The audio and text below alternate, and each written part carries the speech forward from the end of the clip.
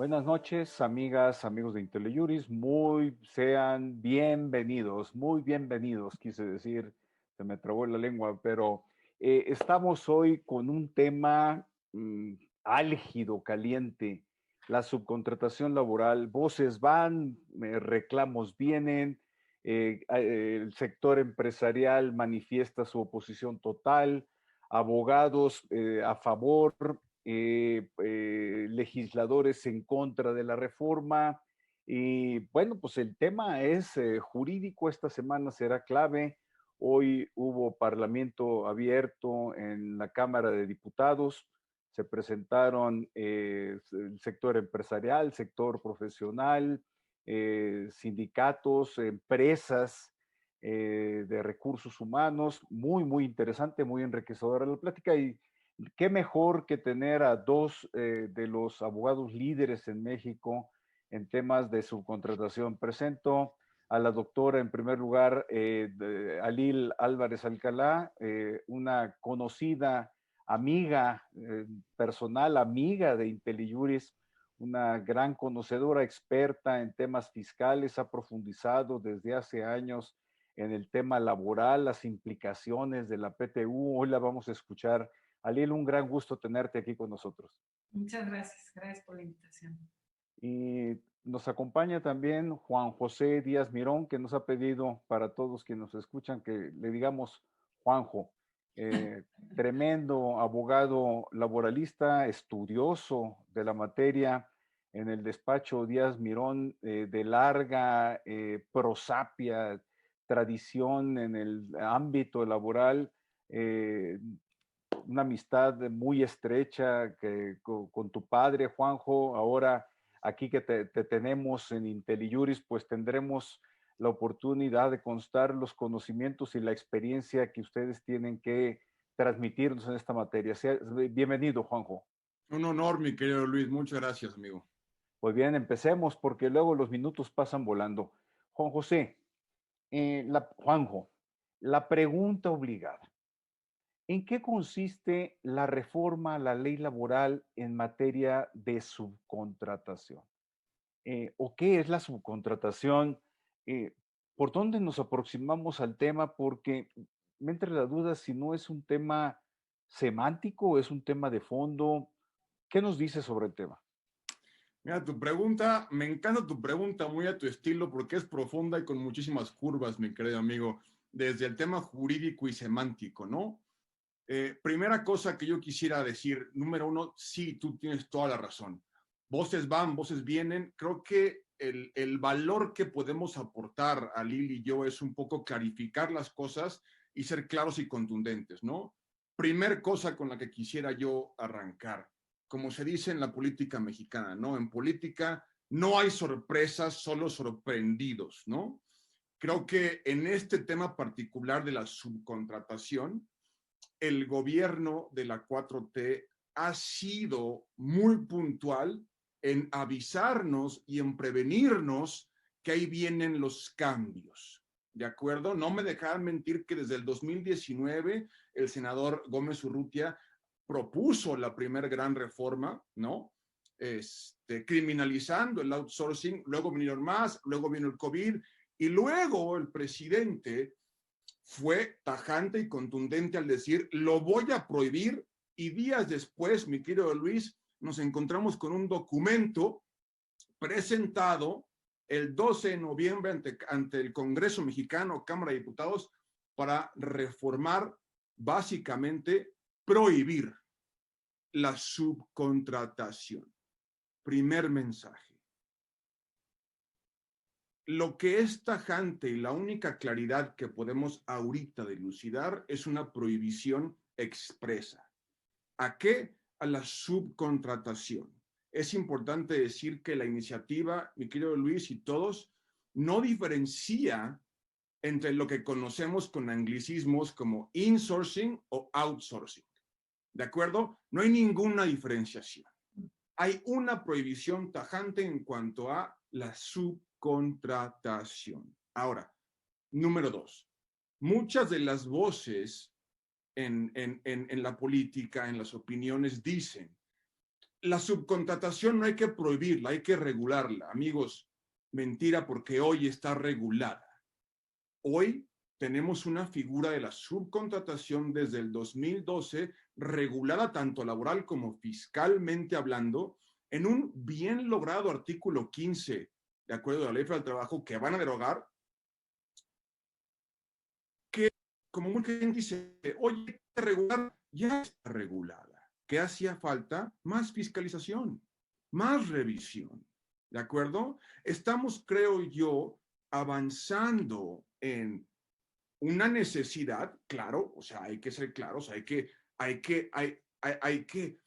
arreglar el tema de fondo en cuanto al incumplimiento, en cuanto a elevación fiscal, en cuanto a derechos laborales, pero la única pregunta y más importante es si mediante esta reforma, propuesta de reforma presentada el 12 de noviembre, estamos bien, ¿de acuerdo? Yo en esta discusión también quisiera sentar y dejar claro algo. Es muy peligroso, mi querido Luis, tener un poco de pobreza legislativa o de pobre técnica legislativa en un tema tan importante como este. ¿Por qué? Porque la subcontratación y las políticas públicas que se adopten sobre la figura son de una trascendencia importantísima. Tan trascendente, mi querido Luis, que la reforma o propuesta de reforma no solo reforma la Ley Federal del Trabajo, por supuesto que abre con la Ley Federal del Trabajo porque es un tema meramente y netamente laboral, pero se pretenden reformar 6 cuerpos normativos. También es algo que tenemos que dejar muy claro. 6 cuerpos normativos de la siguiente magnitud: Ley Federal del Trabajo, Ley del IMSS, Infonavit, Código Fiscal de la Federación, Ley del IVA y Ley del ISR. Mediante una pequeña propuesta que ahorita vamos a criticar, creo, a Lil y yo y tú, pero para empezar, lo único que me gustaría decir y dejar claro es lo que se propuso, es eso, hasta ahorita una propuesta, ¿de acuerdo? ¿Implica que va a pasar? No, no implica que va a pasar, aunque parece ser, ¿de acuerdo?, que trae mucho empuje político, ¿no? Número 2, ¿tenemos en México una necesidad de regular? Te diría que sí. Prohibir, no sé. Fiscalizar, sí. Si tú me preguntas hoy, Juanjo, bajo el estatuto actual legal, ¿pudiésemos mejorar mucho? Mi respuesta sería sí, porque creo yo, sin ser fiscalista, que tenemos los medios fiscales, que estamos regulados y laboralmente hablando también. Entonces, yo no veo cómo una prohibición expresa nos ayude. Y número 3, también para dejar sobre la mesa y regresarte la palabra, una cosa que me preocupa mucho es el tiempo, ¿de acuerdo? El tiempo o el lapso que nos están dando para transitar posiblemente de una normalidad actual, ojo, legal, hacia una nueva normalidad con un pequeñísimo lapso de tiempo, tratándose de 6 cuerpos normativos, tratándose de millones y millones de empleados. Y entonces, Luis, creo que más que lo jurídico, que sí me preocupa, también la implementación práctica de lo que puede ser, me preocupa muchísimo, ¿no? Sí, gracias, Juanjo. Alil, ¿cómo está el panorama de la subcontratación en México? ¿Cómo están los números, las estadísticas? Eh, ¿Qué nos puedes informar sobre eso? Sí, mira, como citan algunas cifras en la iniciativa me parece que concuerdo 100% con Juan José, parece apresurada la realización, parece no acabada, tiene muchos errores, tiene problemas de redacción, tiene sin duda muchos problemas de técnica legislativa, pero bueno, citan algunos números y yo busqué otros adicionales. Estas son cifras del INEGI. En 2013, el 8.6% del personal ocupado estaba bajo el esquema de subcontratación laboral. En 2018, este porcentaje es de 17.3, o sea, de 8.6 a 17.3.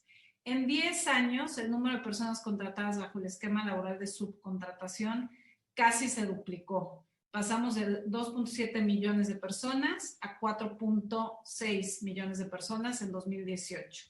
Y de 2013 a 2018, el número de personas en el outsourcing creció a una tasa promedio de 5.5%. Entonces, esto que menciona la iniciativa en el sentido que la subcontratación se ha venido utilizando cada vez más en aumento en México, me parece que sí tiene un fundamento, por lo menos en los datos o en la estadística que nos da el INEGI. ¿Cómo está esta iniciativa en un contexto que te platicaba antes de iniciar esta discusión en torno a la realidad mundial o a la discusión hoy en día en cuanto al empleo? La discusión hoy en día relevante a nivel internacional en cuanto al empleo no tiene nada que ver con subcontratación. Lo que se está discutiendo es qué se hace con los trabajadores o no los trabajadores, con las personas que prestan servicios en forma independiente en plataformas digitales. La gran discusión a nivel internacional es qué hacemos con Uber, qué hacemos con Lyft, qué se hace en esos casos que no se trata de empleados, sino se trata de servicios independientes.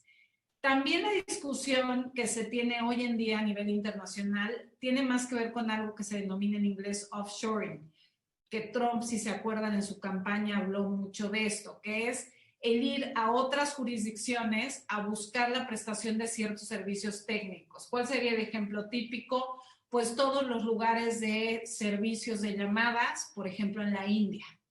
Esas serían, desde mi perspectiva, lo que hoy en día se está discutiendo en materia laboral.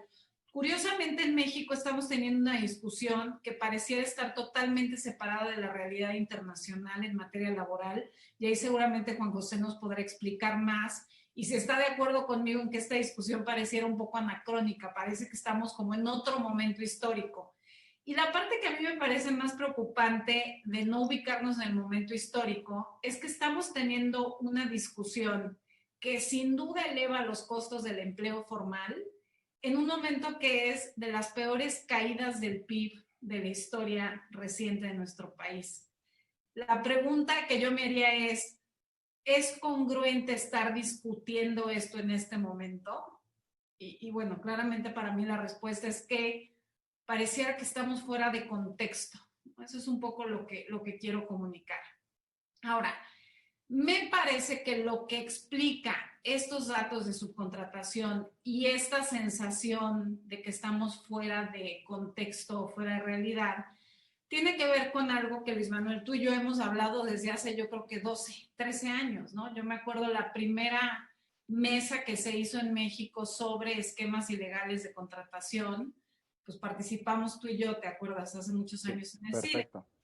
Y ahí estábamos sorprendidos y empezamos a denunciar, y lo hicimos durante años y años y años y años, esta práctica de muchas empresas de tener estos esquemas de subcontratación en donde lo que hacían las empresas es que contrataban a una tercera empresa que ofrecía servicios personales independientes con todos los efectos legales que esto implica, y en esta tercera empresa se hacían una serie de arreglos, obviamente, y cada vez nos queda más claro, en total complicidad con el Estado mexicano, de manera que bajaba la carga fiscal y de contribuciones de seguridad social de los trabajadores.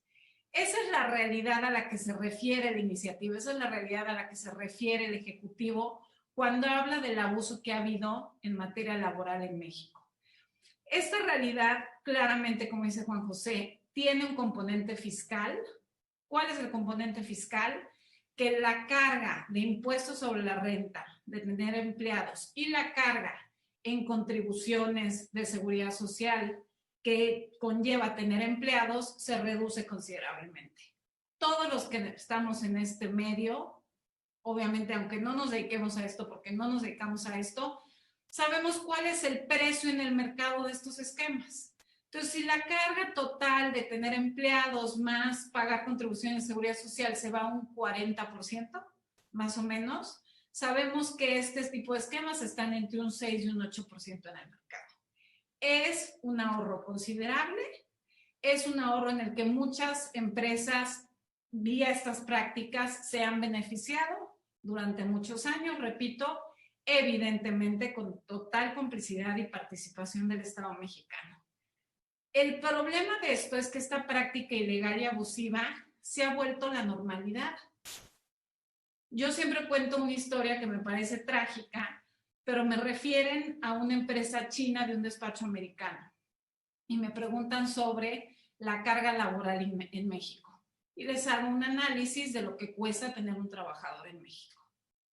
Y después me entero vía el despacho que me recomendó que dijeron los chinos que en mi despacho estábamos haciendo algo raro, porque todo el mundo sabía que en México la carga laboral era de entre un 6 y 8%, y mi despacho decía que era de más del 35%.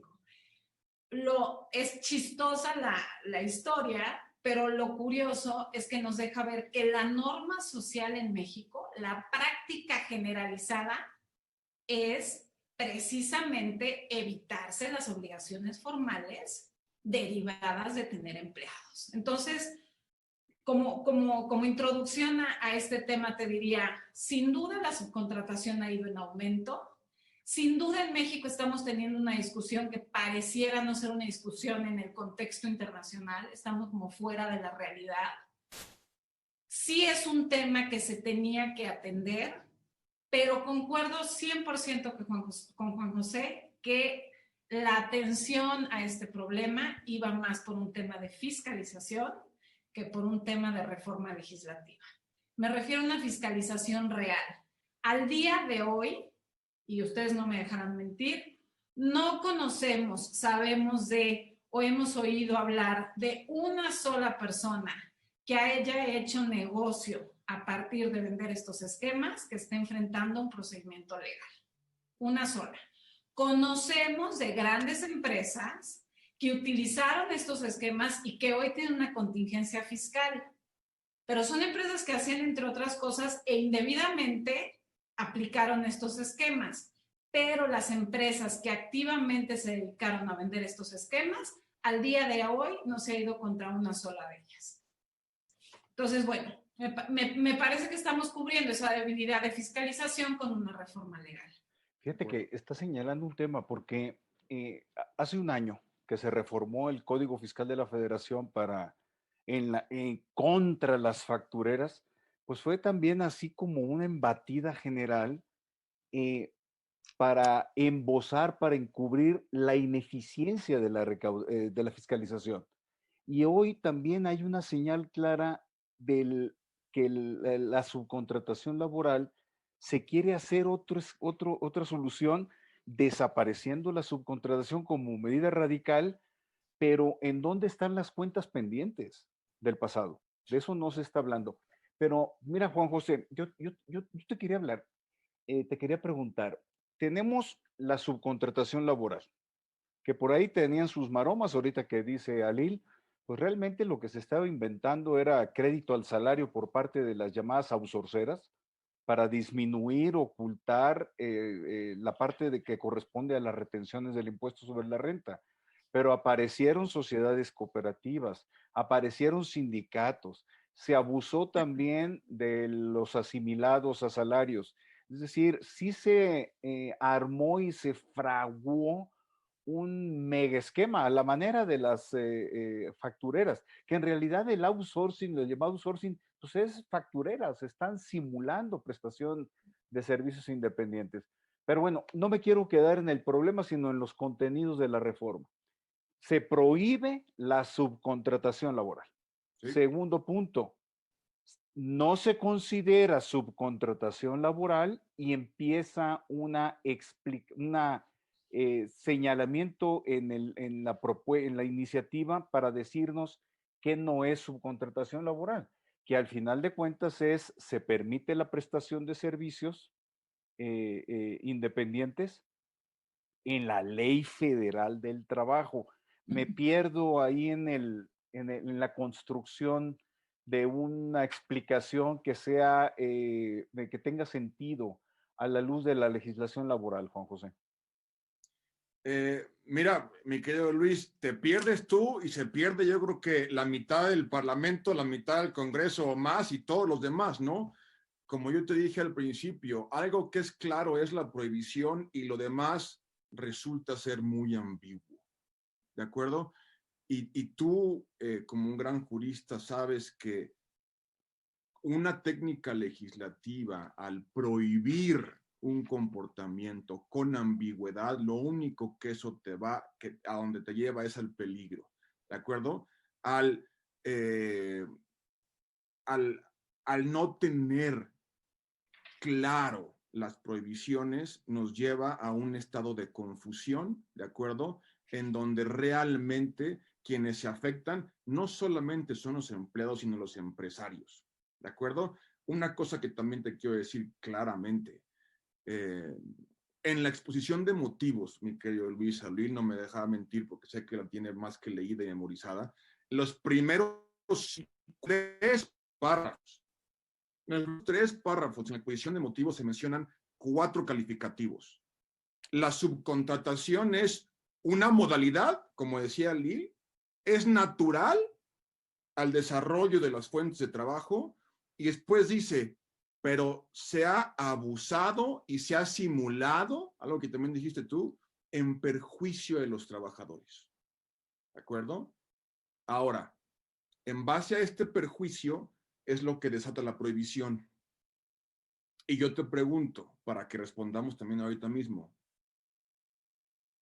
si bien sí se causaron perjuicios, el prohibir es lo más inteligente, el causar más perjuicios en lugar, como dice Alil, de discutir una mayor fiscalización y mejor fiscalización y un mejor desarrollo de la subcontratación, creo yo que es a donde vamos, ¿no? A tu pregunta, lo único que la autoridad o el presidente permite tentativamente hablando en esta iniciativa es la prestación de servicios especializados y que no se relacionen directamente con el objeto de tu empresa. ¿De acuerdo? Así de ambiguo. ¿De acuerdo? Y como platicábamos, eso te lleva a decir, bueno, número 1. Número 2, aquellos que sean prestadores de servicios especializados tendrán que entrar en un nuevo régimen de registro de empresas de servicios especializados. Registro que estará a cargo de la Secretaría del Trabajo y Previsión Social. ¿De acuerdo? Bajo esta ambigüedad, como platicábamos, bajo este tránsito de la prohibición y la ambigüedad, todos, incluyendo despachos de abogados, todo mundo, tendríamos que estar registrados. ¿Por qué? Porque preveemos servicios especializados diversos. ¿De acuerdo?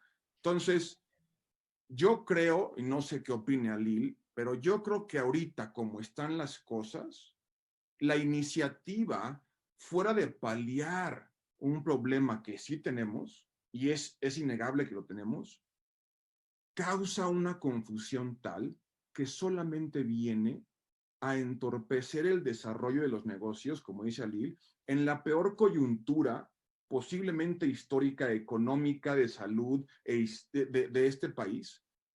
Y luego entonces, de nuevo, resulta ser no solo una iniciativa, mi querido Luis, con una pobre técnica legislativa, sino posiblemente en el peor momento posible, ¿de acuerdo? Fíjate cómo habla de prestación de servicios especializados, ejecución de obra especializado. En la iniciativa, en el texto legal de la iniciativa, se propone que es en función de la actividad económica del contratista, ¿Sí? en relación, perdón, del contratante, el que recibe los servicios, en función de su objeto social, pero en la exposición de motivos se habla de actividad preponderante, es decir, se flota libremente con los conceptos. Como si no importaran. como si no importaran, porque además son lo que define. Claro. Pero lo que a mí me llama la atención es, y tú lo referiste en función de ejemplo, los abogados entonces tendremos que estar registrados en el padrón que llevará al efecto la Secretaría de Trabajo y Previsión Social.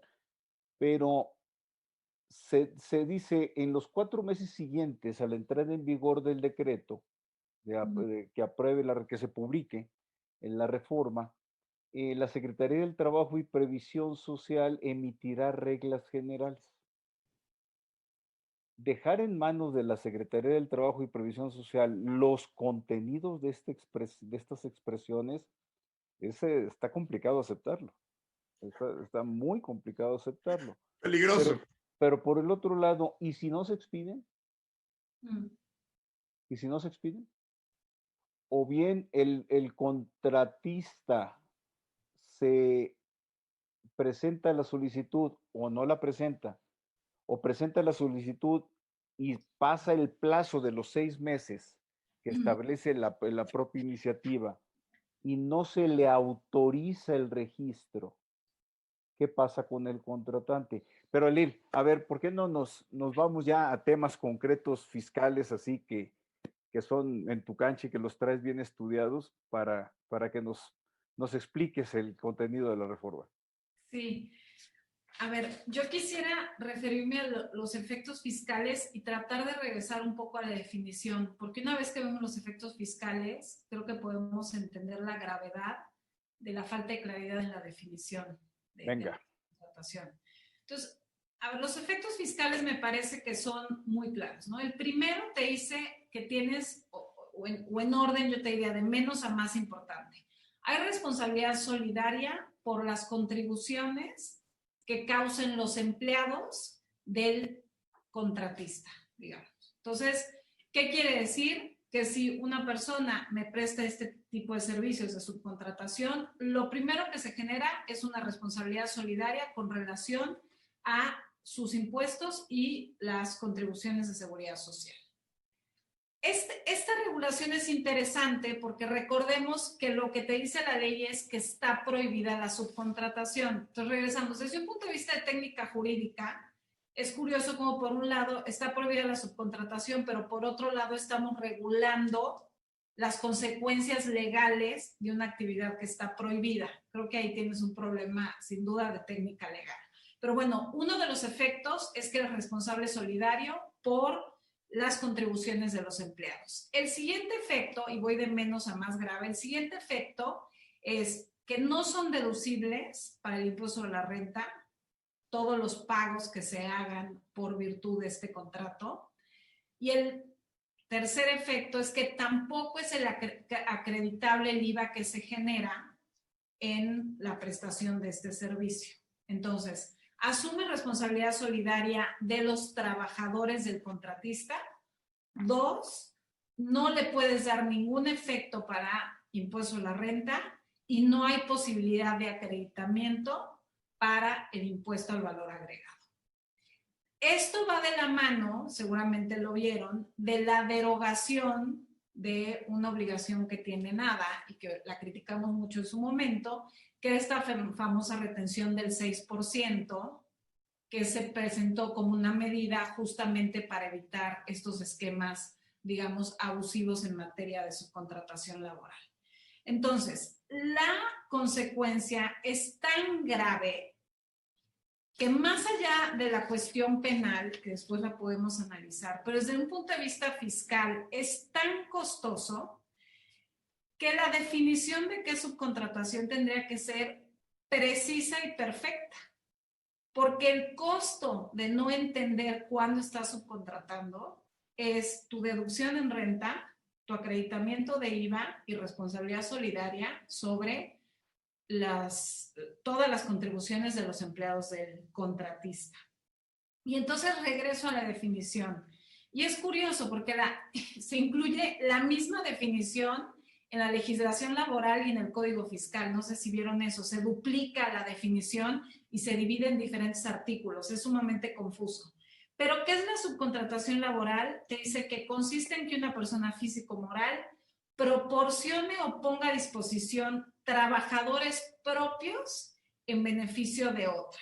Entonces, la primera pregunta o el primer señalamiento para mí aquí, y a propósito de lo que decía Juan José, es, en la medida que mis abogados no son mis trabajadores, si están en un régimen, por ejemplo, de asimilables a salarios, a mí me parece que ya no estás en la definición, porque claramente dice trabajadores, sería como mi primer comentario. Y el segundo es esta excepción que señalaba Luis Manuel. Te señala, no se considera subcontratación de personal la prestación de servicios especializados, obras especializadas, que no forman parte del objeto social ni de la actividad económica de la beneficiaria de los mismos. Esta redacción ya más o menos la conocíamos porque estaba un poco dentro del 15A, al que ya nos habíamos acostumbrado. Ahora, lo que me preocupa es que es muy complicado dotar de significados estas expresiones porque las tesis y jurisprudencias que podemos analizar hoy se refieren a un artículo que se va a derogar en la propuesta. No sé qué opines, Juan José. Pero finalmente, ¿qué me preocupa aquí? Primero, que no queda claro a qué nos referimos con que sean o no parte del objeto social ni de la actividad económica de la beneficiaria de los mismos. Seguramente tú te acordarás, Luis Manuel, que durante años discutimos este concepto cuando hablábamos de las pérdidas. ¿Te acuerdas que en materia fiscal una discusión que tuvimos durante años era qué era la actividad preponderante a propósito de las pérdidas? Me parece que es un concepto que sigue necesitando de una definición legal. Para mí el mayor problema es la gravedad de las consecuencias con la falta de claridad del texto para definir cuándo es subcontratación. Sí, eso, Ali, sin mencionar que también reforma en el 1004 que trae aparejada una sanción de 4,350,000 pesos solamente de tema laboral, ¿no? Para después irse a lo fiscal que tú acabas de tocar y después a lo penal. Ahora, cuando te vas a lo penal fiscal, que es un tema gravísimo, si ustedes se fijan, es un agravante en el 108, pero el 108 es simulación. Entonces, a ver, la subcontratación está prohibida, ¿ok? Si subcontratas, vamos a considerar que es un agravante en defraudación. Pero, ¿dónde va a haber simulación en una subcontratación? O sea, como que empiezan a ser conceptos sumamente confusos. A mí... Y agresivos. Además, a mí lo que me preocupa al día de hoy, Luis Manuel, Juan José, es que nos estamos llenando de llamadas y de reuniones para atender estos aspectos y sinceramente no tenemos una respuesta clara que dar. Y quise empezar de atrás para adelante porque les dije, ojo lo que implica. Si nosotros nos equivocamos en la calificación de qué es objeto social y actividad económica de la beneficiaria, de si aplica a trabajadores nada más o también asimilables a salarios, la consecuencia es devastadora para cualquier empresa. O sea, imagínate responsabilidad solidaria sobre contribuciones de los trabajadores del contratista, más no deducción de renta, más pérdida de acreditamiento en IVA. Devastador. No, desapareces. Y además te constituyes en patrón sustituto. Si tu contratista no cumple las obligaciones, también en materia laboral, te constituyes en responsable. Entonces, por todos lados pierdes. Ante una indefinición, es que, fíjate, no sé, Juan José, si hubiese quedado mejor. Se entiende por subcontratación laboral la prestación de servicios especializados, lo que ello pueda significar. Acépteseme nada más la redacción, la aproximación. Sí. Y la ejecución de obras, lo que pueda significar, especializadas. Sí. Pero lo dejo ahí. Hay quienes hoy, ahorita que dice Ali, es que nos están llenando de llamadas de consultas sin respuestas, respuestas ciertas, que no sea solamente generar un tanto más de la incertidumbre, porque tenemos dos conceptos jurídicos indeterminados, indefinidos, de amplia trascendencia. Porque dicen, nos han comentado, oye, pues modifico mi objeto social, ¿no? Sí. Oye, sí, pero es que tienes la otra variable de la actividad económica. ¿Cuál es la actividad económica que te caracteriza? No, es que nosotros somos, voy a poner un ejemplo que no se me ha planteado, no desconozco. Nosotros somos empresas aseguradoras. Por lo tanto, un servicio especializado que no cae dentro del ámbito de la aseguranza, como le llaman en otros países, pues es la contabilidad. Entonces puedo contratar servicios profesionales especializados en materia contable. Pero ya estamos jugando con los conceptos y estamos jugando con las contingencias. Sí. Pero hay una cosa que no me queda clara, Juan José, ya sé que vas a decir, es que la reforma es confusa, pero habla de sustitución patronal. Una sustitución patronal, entiendo, referido a este tema concreto. ¿O no? Ojalá, Okay. Luis, pero no. No, ok. No, bueno, pues ese es mi malentendido entonces, pero ¿cómo queda el tema de la sustitución patronal? A ver, quiero poner el ejemplo. Hoy, en un régimen legal, como tú lo puntualizaste, yo, Luis, contratante, tengo con mi contratista un contrato de tengo una subcontratación laboral. Hoy legal, permitida, llega el 31 de diciembre y me dicen, oye, pues eso ya no, el 1 de enero, ya no.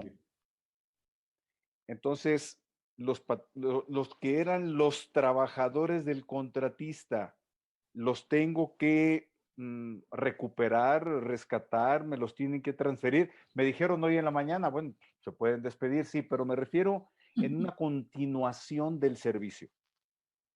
Claro. Y yo asumo todo el pasivo del pasado laboral. Claro. ¿Cómo quedó esa parte? Me pierdo. Si me dices que estamos todos perdidos, me quedo tranquilo, pero ¿cómo interpretamos esto, esta parte? Mira, la sustitución patronal, querido Luis, del artículo 41, es una de las piezas fundamentales de la flexibilidad del mundo laboral. No solo laboral, sino corporativo laboral. ¿Por qué? Porque las relaciones son flexibles. Las empresas también cambian de manos, cambian de dueños, ¿de acuerdo? En un mundo normal, no hablando de simulación, ¿de acuerdo? La sustitución patronal es una figura completamente natural que obedece a la flexibilidad del mundo del trabajo. Ahora, aquí se confundió, creo yo, mucho el ejecutivo. ¿Por qué? ¿Cuál era una práctica recurrente de la que se queja en la exposición de motivos? Cada año, o inclusive con más frecuencia, cada 6 meses o 3 meses, había empresas, de nuevo, no todas las outsourcings hacían esto, pero había muchas empresas que cambiaban de patrón, ¿de acuerdo? ¿Para qué? Porque simulaban, porque no pagaban, porque no enteraban, porque evadían, por todo lo que fiscalmente nos explica Ali, ¿de acuerdo? Entonces, ¿qué pasaba? Cambiaba el patrón y luego entonces había una sustitución patronal cada 6 meses o cada año, ¿de acuerdo? Y eso sin duda también a veces afectaba los intereses de los trabajadores. Esta práctica, no de todos, ¿de acuerdo? No debe confundirse con la propia institución natural, que es la sustitución patronal. Porque la confusión fue tan grande, mi querido Luis, que ahora lo que se propone en esta iniciativa es que para que haya una sustitución patronal, tiene que haber obligatoriamente una transmisión de bienes o de activos. ¿De acuerdo? Cosa que, a ver, yo creo que es una gran confusión, mi querido Luis. Es una gran confusión, ¿de acuerdo? Porque en tu ejemplo hipotético, si esto pasa y en enero tú eres una gran empresa que ahora tiene que jalar a sus trabajadores, ¿qué va a pasar? Los vas a ingresar tú a tu panza, a un registro patronal que tú tengas, sin meterme al tema del insourcing, pero ya a tu realidad jurídica y se va a dar una sustitución patronal, la cual existe inclusive justamente para proteger al trabajador. Inclusive hay un periodo de solidaridad de 6 meses a partir del aviso, ¿de acuerdo? Entonces, pero igual, hipotéticamente hablando, si esto pasa tal cual está, y todas las grandes empresas de México que tienen tercerizado su personal, tienen el día de mañana que traerlo, no va a haber una traslación de activos, va a haber solamente una traslación de trabajadores. ¿Por qué? Porque las empresas, yo, Díaz Mirón S.A.S.B., que me voy a traer a todos mis trabajadores, no estoy comprando otra empresa. No vienen activos, solamente vienen trabajadores, sí, por supuesto, con sus antigüedades, con sus prestaciones y con sus prerrogativas. Eso sí te lo he de decir. Eso sí, y para eso es la sustitución patronal, para que el patrón nuevo se haga cargo de todo lo histórico que viene pasando. Que de todas maneras, mi querido Luis, si eran trabajadores tuyos tercerizados, las empresas sí deberían, por principio jurídico y ético, hacerse cargo de todo lo histórico que ya venía, ¿no? Alil, gracias Juanjo, hay varios comentarios y preguntas, ahorita las leo y compartimos, porque hay abogados laboralistas muy importantes y abogadas que están haciendo planteamientos que valen la pena atender. Alil, nosotros que hemos estado en el mundo fiscal, los abogados laboralistas también, pero desde la cancha fiscal, hemos estado muy involucrados con la temática de la PTU, que incluso muchas de las llamadas insourcing tuvieron un origen en esa parte. Vamos a eludir, vamos a evitar el pago de la PTU a nuestros trabajadores adscribiéndolos a una insourcing, es decir, una prestadora de servicios en casa del propio grupo empresarial. ¿Tú has avanzado más en aquellas charlas iniciales que tuvimos sobre PTU y entiendo que tienes ideas desarrolladas sobre esto? ¿Qué nos compartes?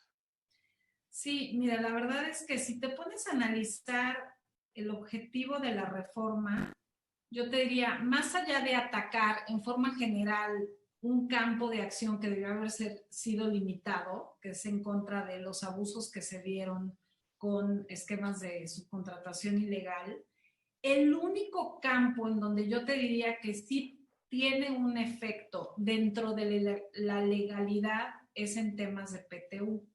La PTU se incluye en la Constitución del 17, no se regula o no se pone en vigor hasta el 60 y tantos, o sea, tuvo mucho tiempo en donde no tuvimos una práctica activa de la PTU. La PTU es un concepto totalmente relacionado con lo fiscal, como tú bien lo decías. Se calcula con base en una base fiscal. Si tú buscas qué es la PTU, te lo va a decir la página del SAT. Si tú tienes un problema fiscal de no haber acumulado bien tus ingresos o no haber hecho bien tus deducciones, se le va a notificar o se le va a informar a los trabajadores. O sea, la PTU sin duda tiene un componente de mucha relación con lo fiscal. La PTU al final del día, creo que lo que tenemos que tener en mente es que para el empresario es un sobreimpuesto. ¿Por qué es un sobreimpuesto? Porque aunque jurídicamente no se trate de una transferencia al Estado, si es un pago obligatorio, si no lo haces hay una sanción y se construye sobre más o menos la utilidad, algo muy parecido a la utilidad desde el punto de vista de impuesto a la renta. Entonces, lo que pasa es que cuando alguien hace un análisis de la carga fiscal en México desde un punto de vista financiero económico, le tendríamos que subir 10 puntos a la tasa. O sea, la carga fiscal en México tendríamos que pensar que es del 40%, no del 30%. Con un tema adicional que hay que poner sobre la mesa, y a veces es políticamente incorrecto criticar o hablar de la PTU, y yo solamente quiero poner como todos los elementos para la discusión. Por un lado, para el empresario es un sobreimpuesto. Es un sobreimpuesto bien complicado, porque cuando tú como empresario tienes pérdidas, sí tiene un efecto en ejercicios posteriores cuando tienes utilidad. En materia de PTU no es así. Entonces, en materia de PTU, el ejercicio que tú tuviste pérdidas, obviamente no pagas la PTU, pero después si tú tienes una utilidad importante que apenas te va a permitir resarcirte todo lo que tuviste que aportar de capital o todos los problemas que enfrentaste durante años, no se le da ningún efecto a lo que pasó antes para efectos de esa PTU. Seguramente Juan José ahorita nos lo va a aclarar más. Entonces, a ver, es un sobreimpuesto que no tiene tantas posibilidades de planear financieramente como sería un impuesto sobre la renta. Tiene un problema adicional la PTU, que tiene una cuestión interesante, que es que por un lado, y la idea teórica detrás de la PTU, y es de hace muchísimos años cuando se empezó a discutir esta participación a los trabajadores, y fue un economista alemán, era precisamente repartir a los trabajadores el producto de su esfuerzo y de su trabajo. Pero ¿qué pasa hoy en día? Que como es una obligación legal, desde un punto de vista de recursos humanos de las empresas, la PTU al final del día no refleja un premio a la productividad o al trabajo de parte del patrón. Es una obligación legal. Entonces, lo que estoy tratando de plantear es que por un lado es una sobrecarga, es un sobreimpuesto para el patrón. Por otro lado, no es una herramienta efectiva o eficiente de recursos humanos, porque no se está viendo como el patrón premiando o castigando a los empleados.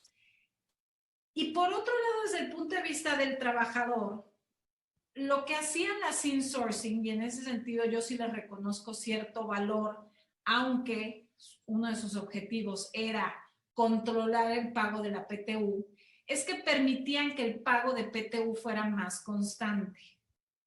Porque, ¿qué pasa con la PTU? Que si hay 1, 2, 3 ejercicios con pérdida, en esos ejercicios el trabajador no va a ver nada. Y si tú operas siguiendo condiciones de mercado como te obliga la ley, las insourcing siempre tienen que generar algo de utilidad. Entonces tienes un escenario en donde los trabajadores tienen un pago predecible y anual de utilidades, y otro escenario en donde los trabajadores pueden tener un pico muy alto, pero después pueden pasar muchos ejercicios sin que haya ningún pago.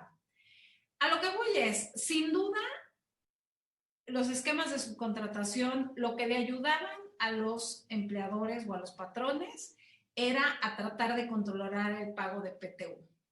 Sin duda, la Constitución te señala que hay obligación de participar a los trabajadores y se ha decidido por esta comisión de varios sectores que es del 10%.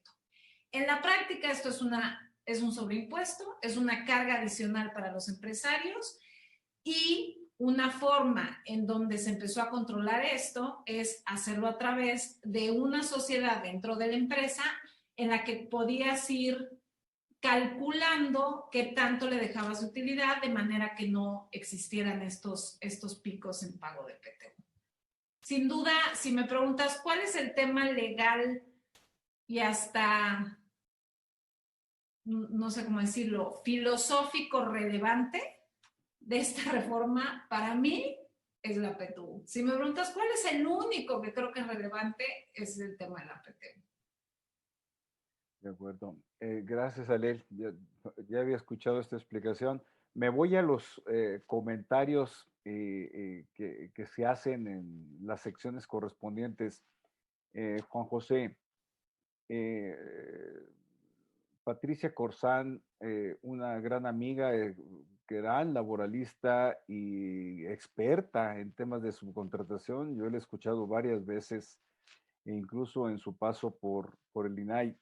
Dice, la Ley Federal del Trabajo tiene una pésima regulación, pero si pero si tengo un dedo que se me torció, rompió un ligamento y no funciona, no me lo amputo, se diagnostica y se corrige por especialistas. Claro. Esto es lo que se debe hacer, analizar y regular la subcontratación, porque es útil en una forma moderna de administración empresarial. Urge que los trabajadores, urgente que los trabajadores que hacen servicios para terceros tengan el total de derechos laborales y de seguridad social e impedir que sean pretexto para economizar en beneficio de los empleadores a su costa, la típica mercantilización de los servicios laborales, y exigir a los empleadores directos el cumplimiento. Gracias. ¿Cómo ves, Juan José? Mira, yo, Patricia, maestra Cursin Villalobos, antes que nada te saludo, mis respetos por todo lo que has dicho y también escrito. Yo creo que estoy muy de acuerdo. Rescato un término que dice que es cumplir y, a ver, es innegable que hay que cumplir y ver que se cumplan las prerrogativas de ley para los empleados. En efecto, este tema, Luis, Pati, Alil, todos, es trascendente porque en México somos una nación de empleados, donde los empleados son nuestra ventaja competitiva, son nuestro grueso poblacional. Siempre digo yo, tenemos más empleados en México que gente en Argentina, Costa Rica, Uruguay y otro país junto, ¿de acuerdo? Somos una nación de empleados y eso no lo digo como algo despectivo, sino como algo que nos debe hacer sentir orgullosos. Y en tal virtud, por supuesto que hay que ver que se cumpla, ¿de acuerdo? Pero es un tema trascendental también, atándolo con la PTU y con lo que dice Alil, ¿de acuerdo? Porque hoy no es un tema de quién quita más o quién pone más, ¿de acuerdo? Yo sí creo que es muy erróneo que entre la academia, los de opinión, los legisladores, la política y los empresarios y trabajadores y sindicalistas sigamos contraponiendo nuestros intereses y sigamos haciendo una lucha de poder, ¿de acuerdo? Cuando hoy, como bien dice la maestra Cursin, y tú también lo has dicho, mi querido Luis, si hoy el empresario Alil, yo te preguntaría, ¿qué premio tiene el empresario MIC? No lo de los grandes, MIC, empresario día de día en México, por cumplir el pago puntual de impuestos, el pago puntual de PTU y el pago puntual de prerrogativas de los empleados.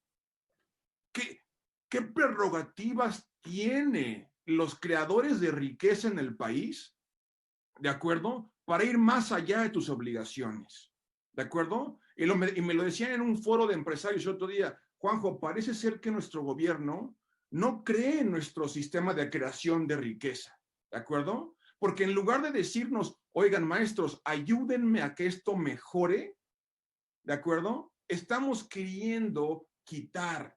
Entonces, maestra, yo estoy completamente de acuerdo. Lo único que yo sí quisiera, y quisiera que todos los grandes académicos de este país trajeran a la mesa también sería y el cumplimiento, ¿qué prerrogativas tenemos los creadores de riqueza si cumplimos con la ley, si cumplimos con el PTU? Porque yo te garantizo, mi querido Luis, que muchos clientes tuyos de Alil, de Patricia y muchos de nosotros dirían, señores, yo cumplo, perfecto. No quieren su cuantización, no quieren tercerización, me los traigo, cumplo, pago PTU. Pero entonces, ¿en dónde hay un beneficio y una coparticipación trilateral entre iniciativa privada, pública y todos los demás? ¿De acuerdo? O sea, eso es lo que yo quisiera ver suceder más, porque en efecto, la regulación no es buena, aunque la tenemos hoy. Si nos enfocáramos en cumplir la de hoy, podríamos tener algo bueno, mi querido Luis. Ese es mi punto de vista, como le dije en la introducción, ¿no?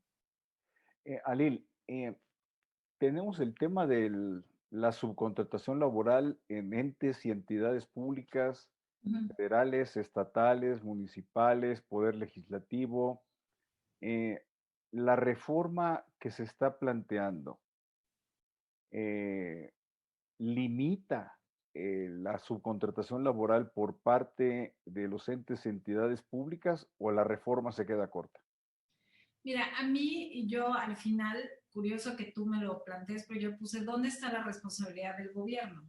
Y a mí me parece que el gobierno está buscando que los empresarios o la iniciativa privada sean un mejor empleador, cuando lo que hemos visto constantemente es que reduce y reduce y reduce derechos laborales de los empleados del gobierno. Entonces, otra vez, cuando digo estamos fuera de contexto, me parece increíble que esta reforma salga al mismo tiempo que se anuncia una reducción en aguinaldos. O sea, como que parece haber esta doble moral de que el gobierno puede ser un pésimo empleador y por otro lado, la iniciativa privada tiene esta obligación de ser un empleador que cubra de más todos estos derechos. Nada más quiero aclarar, porque me lo están mencionando en los comentarios. Yo no es que esté proponiendo mecanismos para no pagar la PTU. Lo que estoy tratando de explicar es de dónde vienen esta idea de separar a los empleados en otra sociedad o en otra empresa, de manera que se controlen los picos de PTU y que sea un tema que se pueda planear más desde un punto de vista financiero. Solamente eso era lo que planteaba. También me dicen que se reduce la PTU. Sin duda se reduce. Hay un costo financiero del 10% y con la reducción la tasa real se va a un 7%, pero de todas formas tenemos que reconocer que es una sobretasa desde un punto de vista financiero de impuestos sobre la renta para los patrones en México. Hay un buen número de preguntas. Lástima que tenemos que empezar a cerrar. Dice Antonio Ibarra, ¿qué se deberá entender por actividad económica, Juanjo, para establecer en qué casos se podrá contratar servicios y obras específicas? ¿Es conveniente ajustar los objetos sociales amplios de las sociedades para que estén en posibilidad de contratar servicios específicos? Algo comentamos de esto, pero no sé si quieras ayudarme a abundar sobre el tema. Mi querido Toño Ibarra, si yo estuviera en aptitud para contestarte puntualmente qué es lo que quieren entender por actividad económica, pues me encantaría, y me encantaría también hacerlo entender a ellos, ¿no? No se entiende, ¿de acuerdo? Y como bien decía Luis al principio, cuando tú combinas tu pregunta, ¿qué se entiende con actividad económica? ¿Y qué se entiende con todo lo que forma parte de tu objeto social? Ahí lo único que se percibe, ¿de acuerdo? De nuevo, no se entiende, pero que se percibe es una restricción fuerte al insourcing, ¿de acuerdo? Porque una cosa es lo que hay en tu objeto social, como bien decía Luis, y otra cosa es lo que realmente, en aras del principio de la primacía de la realidad, realizas. Entonces, si tú puedes tener una empresa que tenga también empleados, pero que realizan tu actividad económica, ahí lo que pareciera ser es que están acotando mucho también el tema del insourcing, sin decirlo, ¿de acuerdo? Aunque yo soy un creyente también, Toño, de que una empresa como ente también tiene derechos humanos y también tiene derechos constitucionales y puedes tú constituirte como tú quieras siempre y cuando no incumplas con la ley. Y ahí yo no veo un incumplimiento franco y directo, pero esto habría que hablarlo, debatirlo y ampararnos en caso de que esto salga, ¿no? Gracias, Juanjo. Espectador anónimo, no siempre el fin del insourcing, este es buen comentario, por eso lo leo, ¿eh? Bueno, todos son buenos comentarios, perdónenme los demás espectadores, pero este me llamó poderosamente la atención. No siempre el fin de la insourcing o prestadores de servicios en el grupo es eliminar PTU. Hay algo más importante, si en un grupo se tienen 80 empresas y la contabilidad, normas legales, mensajería, el secretariado se puede controlar con 10 personas por actividad, no es lo mismo que contratar a 80 contadores, 80 abogados, o en fin, o el problema que va a significar hacer contratos por horas y distribuir el sueldo entre 80 empresas, etcétera. Hay un tema de consolidación, Alil, para optimización de recurso humano. Este es otro tema importante en las llamadas insourcing.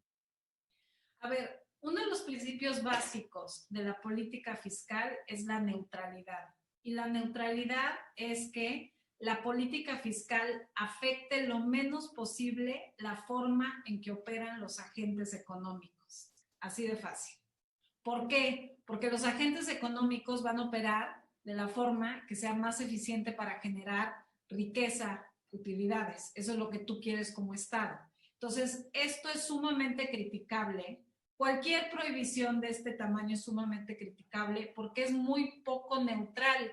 Es querer regular desde el Estado de una forma costosísima, porque no hay nada más costoso que administrar una prohibición de lo que el mercado hace naturalmente. Entonces, ¿cuál es la respuesta? Deja operar libremente al mercado, que se ordenen de la forma que sea mejor para generar utilidades y combate de manera precisa lo que quieres combatir. Para mí, la mayor crítica a esta reforma es, ¿qué es lo que te duele?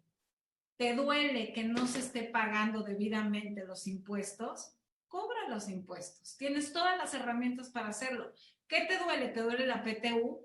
Regulemos qué pasa con la PTU. El problema es que no queda claro que este sea el mejor mecanismo para conseguir el objetivo anunciado o deseado. Y por otro lado, estamos generando unas normas profundamente poco neutrales. Y lo que no me he cansado de decir, y lo vuelvo a repetir, la sobreregulación afecta en forma mucho más severa a la pequeña, micro, mediana empresa. En términos relativos, los costos de esta sobreregulación son mucho más difíciles de enfrentar para los pequeños empresarios. Entonces, son reformas profundamente regresivas.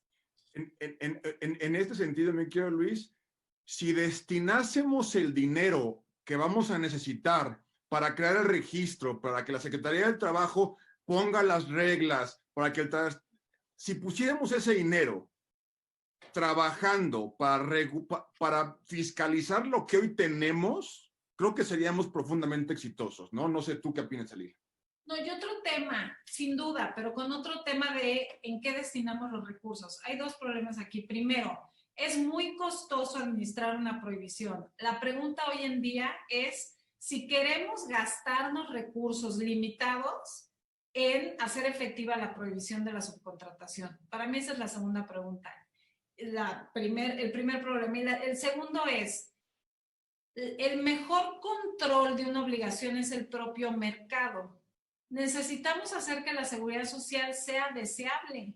Si tú estás en un país donde la información que recibimos todo el tiempo es que lo peor que te puede pasar en términos de tu salud, sobre todo hoy lo estamos viendo en COVID, es tener que acceder al servicio público, eso es una pésima noticia en términos del cumplimiento de este tipo de legislación, porque lo que tú quieres es que el trabajador sienta que es tan buena opción la seguridad social que le exija. Lo que tenemos hoy en México es una realidad en donde los trabajadores están encantados que les quiten la seguridad social a cambio de muy poco dinero más o a cambio inclusive de nada. ¿Por qué? Porque no tienen la confianza de que la seguridad social es una buena opción para su protección y su cuidado. Entonces, ojo, un mecanismo muy efectivo de lograr que se cumpla esta legislación o la legislación de seguridad social es hacer que la seguridad social sea atractiva, como pasa en muchos países. En relación con, ahora sí ya tenemos que cerrar, hago un comentario y les presento dos de las preguntas que se están haciendo aquí. Uno, a mí me parece que la legislación, la reforma, en caso de que se apruebe, tendría que estar sujeta, su vigencia, a que la Secretaría del Trabajo y Previsión Social emita las reglas generales. No es extraño verlo en materia fiscal, Alil, que se diga, bueno, esta norma va a entrar en vigor cuando el SAT publique la regla general respectiva. Si no, nos vamos a quedar en el aire en un impasse de tiempo que va a quedar completamente en manos de la Secretaría del Trabajo y Previsión Social con las indefiniciones que corresponde a los trabajadores. Y hoy que participé en el Parlamento Abierto en la Cámara de Diputados, fue muy reiterada la petición de diversos ponentes de variados sectores en el sentido de decir, oigan, establezcan la positiva ficta. En caso de que la Secretaría del Trabajo y Previsión Social no dé respuesta a mi solicitud de autorización y registro en el padrón de subcontratistas, transcurrido X días, se entiende que está autorizado. Me pareció importante la precisión de la positiva ficta.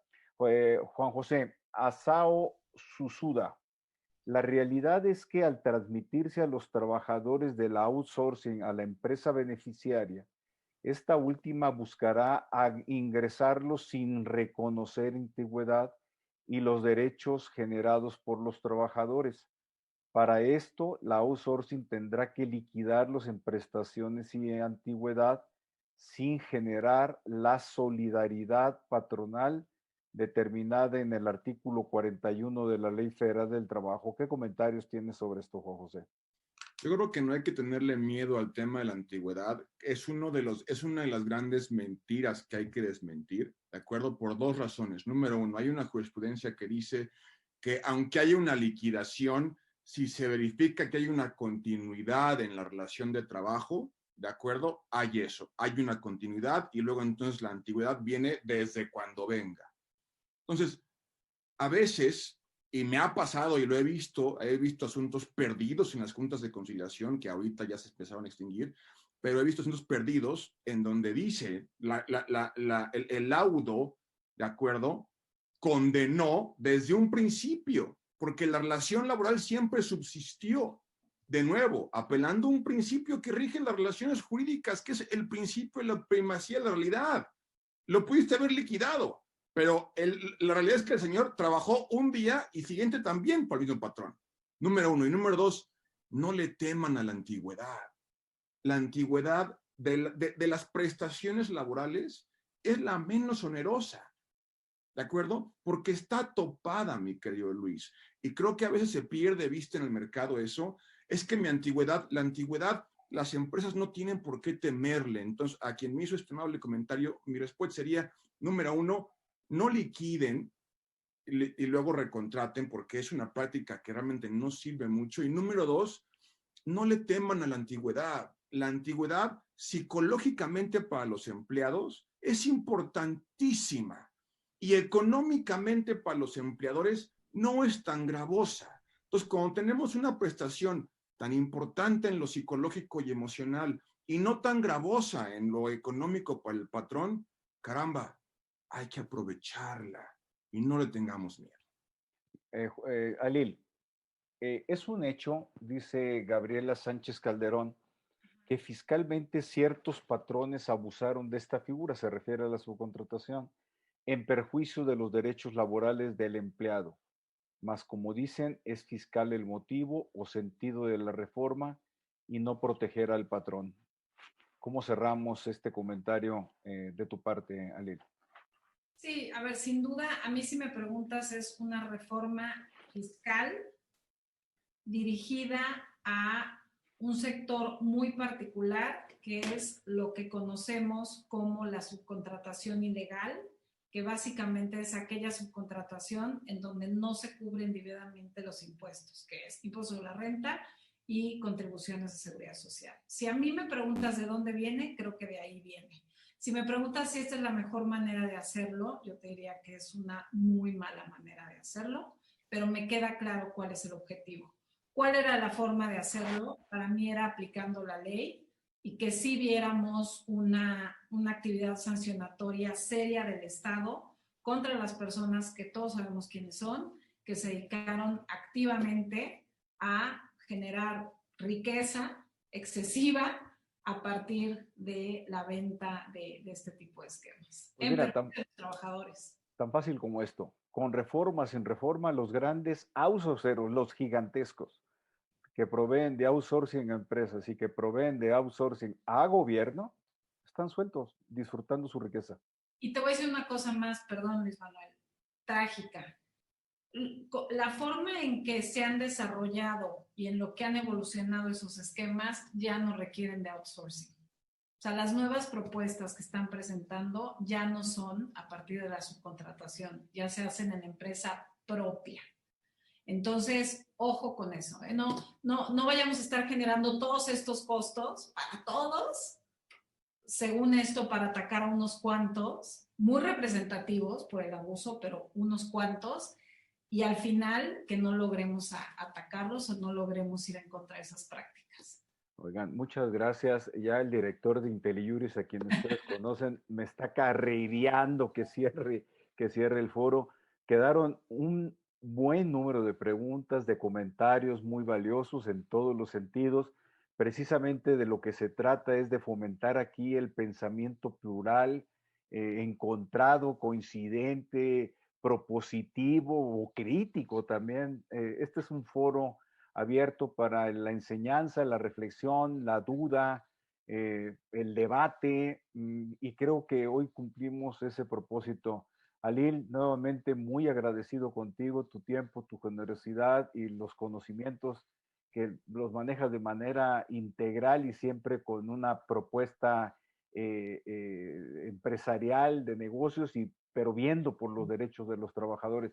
Juan José, un fuerte abrazo a la distancia. Gracias por darnos la explicación paciente para quienes no somos laboralistas, pero que necesitamos interactuar con esa rama del derecho. Tu tiempo y tus conocimientos nos han resultado muy valiosos. Gracias. Antes de que me bajen el switch, les mando un abrazo. Gracias a quienes nos escucharon. Hasta luego. Un abrazo enorme a todos. Gracias.